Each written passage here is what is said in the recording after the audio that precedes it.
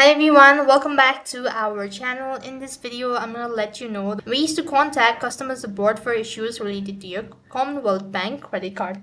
Now, if you're having an issue with your credit card or with your bank account, then to contact the support team, you could do it using your mobile app itself by going to the settings and tapping on Contact Us.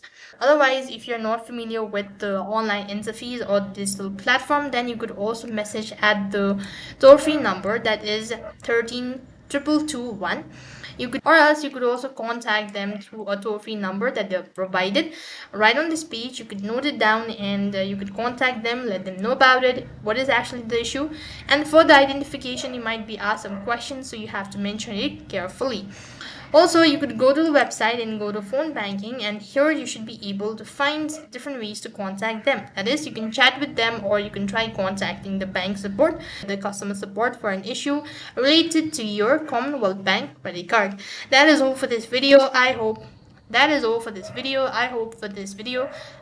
video was helpful. Make sure to like, share and subscribe to our channel. Thank you for watching. See you in the next video.